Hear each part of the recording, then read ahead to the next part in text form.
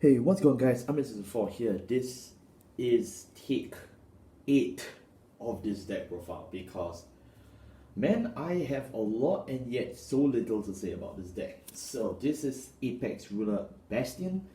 I really don't know what else to say. I'm pretty sure you've heard of him by now if you're watching this video. This video has been very delayed because of the number of takes I've been doing. Feels bad because I've actually wanted to cover Bruce and Dio, but they'll probably come soon because I already have the deck. So let's just start this straight away. We have starter because starter. This is a good starter. I like this art. Then there's fort. Fort skill is when he's rode upon by rooks, you reveal 2 great trees from your hand, and if you do, you look at the top card of your deck and you superior call it. If it's an order, you place it in the drop zone.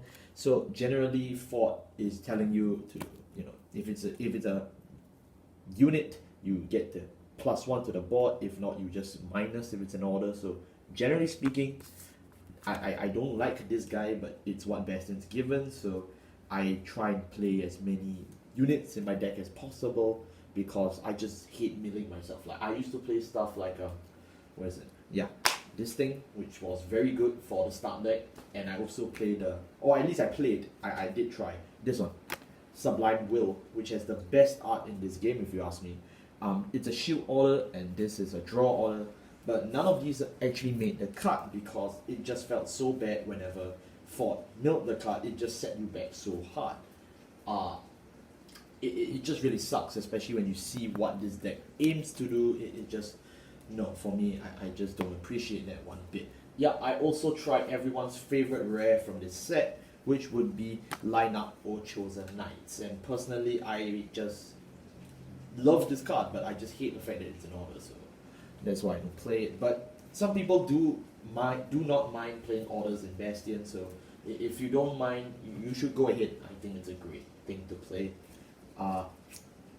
We have Rooks. Rooks, when he's rolled upon by Bastion, you reveal 3 great trees from your hand, and if you do, you draw a card. So pretty neat, pretty neat. The second skill is when you have 3 or more great tree units, this unit gains boost and 5k, so it becomes a 15k booster. It's not bad. I know I didn't talk about Fort skill. Fort skill is pretty lame. It's just counterblast 1, choose one of your great 3 vanguards and it gains 5k. I mean, it's okay if you're just playing like a start deck base thing, but as you climb up to 01 and 02, it's just horrible. But at least Rooks, I feel has a bit more longevity because even if you choose not to play a full grade 3 centric deck, Rooks is definitely one of the few cards you do want to play in your deck. Then of course is big boy Bastion. Bastion has only 1 skill or 2 skills. His first skill is during your turn, your grade 3 units gain 2000 power. So every grade 3 in this deck that you see is a 15k body, including Bastion himself. So then that's not bad. The second skill is the big one that you're here for. At the end of this battle that it attacks, if it reveals a drive check of a grade 3, you discard 1 card from your hand to choose one of your rear guards, stand it, and it gets 10k. So it's a really minimalistic multi-attack. It's really effective because 10k is, it really ties you on top of many magic numbers, including the rest of the stuff we have in this deck. Yeah, and there's really not much to say. The only thing is you need to actually drive check the grade 3. If for some reason you end up drive checking 2 PGs, you just skip this effect completely. You just completely miss it. But assuming you don't have such bad luck, it's not that hard to not get. Very simplistic. Wow, actually speeding through deck profiles help. And now for the grade 3s, which is basically 3/4 of this deck. We played 4 Bastion. Oh, you can't see. There you go. Much better. 4 Bastion, 4 of Fluke. We play 4 of King Alden, who is the best card in Keter Sanctuary. We play this one, Kumbakil at 4 off. She's not bad. We'll get into her in just a bit. And then we also play some of the... Oh no, we also play 4 Darkstring. So... for Darkstring. Then we play some of the Dbt02 support, which is not the order. So people are going to start writing, so I need time to explain. 3 Revolters, 4 Revolters, and 3 Prideful Dragon. Really, let's just get this out of the way. The stuff that's really quite self-explanatory, I don't have to explain. Bastion, it's your, it's the whole purpose of this deck, and it's a Persona right. There's a Persona right focus for this build. Kobakil, she's your shield grade 3.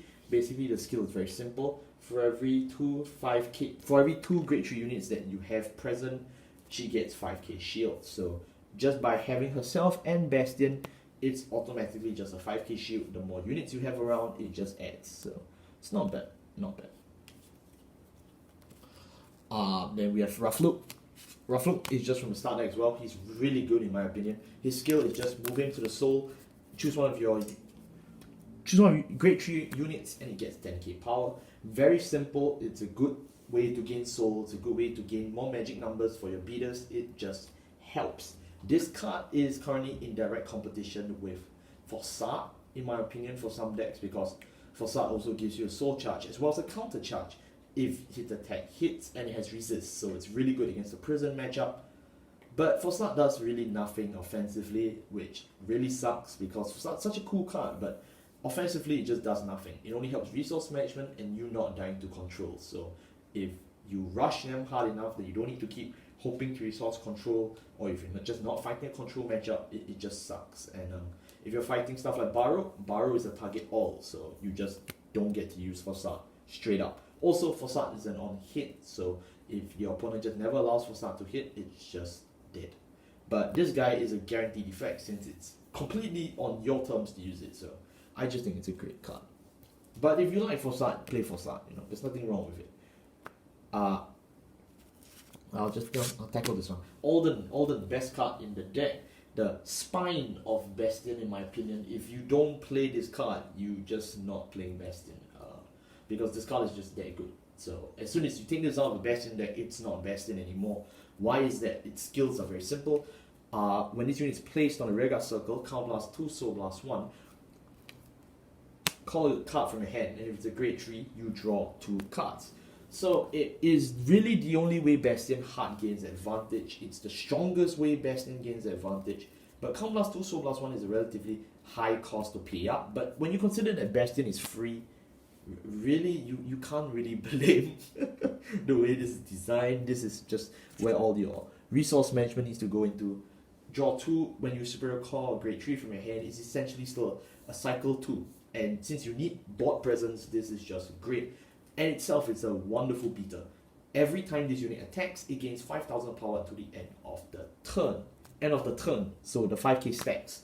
With Bastion's effect, it gets even more power with the 10k and its own 5k. So really, if you're playing Bastion, this is the one card you want/need to buy. The rest is really irrelevant in my opinion, so yeah.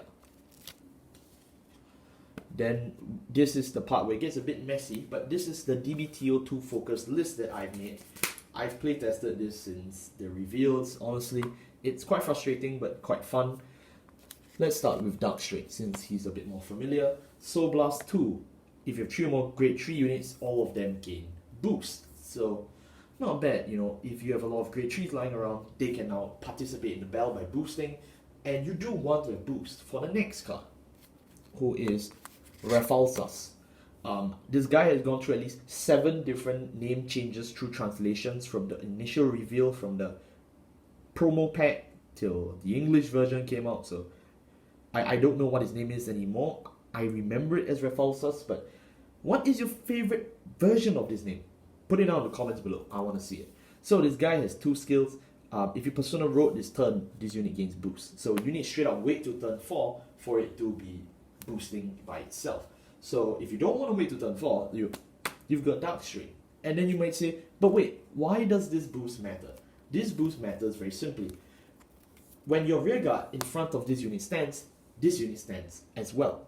And this only can happen when it's at the back row column. So if let's say I have an where's the best card? If I have an Alden, right? I swing Alden, supported by Refalsas. If I stand this Alden, this Refalsas stands as well. So Refalsas is really a very good booster in order to push for magic numbers insanely, because it's a 15k booster multiple times. But that is of course if you get to do the multi-attack. So It's just that good. Plus, if you persona right, you don't have to worry about actually paying Soul Blast 2 to liberate this card to do its thing. On turn 3, yes, you will need your Dark String, but on turn 4, if you get to persona right, it's really good. If you don't, however, yeah, that's you start to see the cracks start to show. It's just not that great. There's a reason why this card is quite cheap, but this is a different variant of Bastion. The more common Bastions is the one you see with the DBT01 stuff, and then you just slap the order that I just showed just now. But this is a more persona right based deck. It's more focused around the new support, because the new support isn't that bad. Compared to stuff like Leonard, it's complete trash. But if you think about it, it's not the worst thing ever. And it does participate in helping the 26, or is it 26? I lost track of the number. The all grade 3 deck, yeah, this is basically it. It's good. It's not that bad. And lastly, we play 3 copies of Prideful Dragon. You can't play 4 of this thing. I know, because I actually bought and tested it. So I can tell you don't play 4 of this thing. But let's actually talk about it.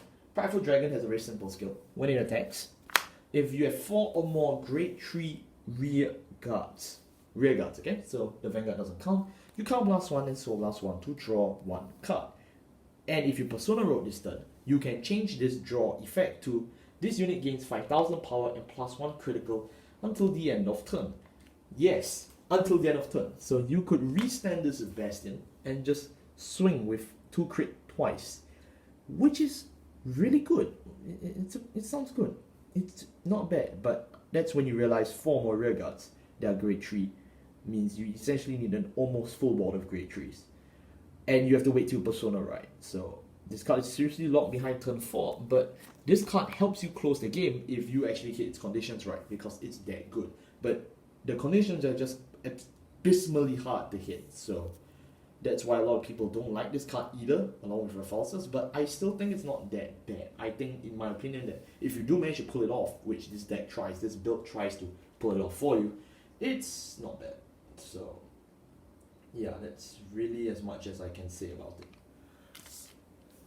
Oh man, I finally have a decently short take of this video. Okay, let's move on to our grade 2s. Our grade 2s, we play Rooks. Really, this was to be expected. There's only one grade 2, it's from the right deck. Moving on. Our grade 1s, we play 1 fort, 4 PG. I think this is another one of those I kind of told you so, because you need the PG. I understand there's some people who want to play very greedily and will cut the grade 1 PG for grade 3s. Yes, such people exist, I know. There's nothing wrong with that. If you do want to play that very aggressive grade 3 stance, it's fine, but to me, I really do think the PGs do help. When we live in a meta where early rush is now more and more of a thing, and stuff like Leonard exists, you do want PGs to block some attacks, because your grade 3 certainly won't be blocking those attacks besides Cobalt Kill, and if you play those shield orders. But if you don't have those, you're just sitting ducks. So the PG covers your bum a bit for the defense. It's not the worst thing ever. This is a stronger PG, so yeah, if you can't afford it, you can buy the cheaper PG, but generally you do want this one. Yeah. And finally, we have the grade 0s. Very simple. 1 of the OT. 4 draw. And I'll explain that in just a bit. We play 7 crit, 4 heal, and 1 starter. So let's break it down. Starter. OT is OT. Very simple. You want this one because it has the twin drive effects on your grade 3 rear guard, so you generate plus a lot if you do get it. So yeah, for heals, quite straightforward. This is the best heal in my opinion, so pick it up. 7 crits because Bastion wants to close the game. Very simple. And finally for draw, I know some people play 3 draw, some people play no draw, because it's like why play draw? But as you see, this deck is quite piece reliant, because first of all, we need Persona rights, we need boosters, we need cards to enable our boosters, and we need people on board. So when you have this many things to try and achieve, you definitely do want to draw. And you may be saying, but I want more offensive pressure. Well, you have plenty of offensive pressure in this deck, so you really don't have to worry. This deck is really built more on a beat down style deck. You just load as much stuff as possible onto your board and just start swinging. You don't have to worry about the triggers per se. So generally I play 4th drop. And that strangely wraps up my very fast Bastion deck profile. What are my thoughts on this deck? As you noticed, I've not really said a lot about how I feel about this deck. I have very mixed thoughts towards Bastion as a whole. Bastion as a whole is still undoubtedly one of the best decks in this format. I'm not disputing that claim one bit. But Bastion is... It's not without its weaknesses, that's for sure. It's susceptible to early rush. You know, it doesn't do well against some decks. It can whiff, because if you just don't get great trees, which is possible, alright, it's possible, you just die, then you may be saying, oh, I should just play the shield order. Not the shield, I should just play that great tree order, the other one. I just showed it just now. If I play this one, I up triple drive, you know, there is no more problem anymore in not getting cards. But this guy, first of all, requires you to have a full board of great trees, similar to this thing. So, yeah, I mean, this card to get your triple drive, you need, I think, 4 more great trees. So it's not that easy to acquire. It's more of a build up card rather than an actual closing game card. So, and plus the fact that you have this very irritating guy who did that, so you can straight up minus yourself by doing nothing, which is not good in my opinion. So that's that. But don't get me wrong, Bastion is a good deck. It's just that it's a very easy deck to play, but a very hard deck to master, in my opinion, because deck building for Bastion is very sensitive. Yeah, I know some people saying, oh, it can't be that bad, just play the best great trees and slap.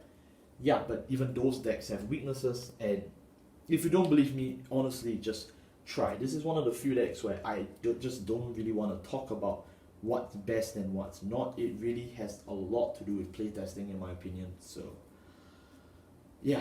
Thank you all so much for watching. I'll see you all next time. Goodbye.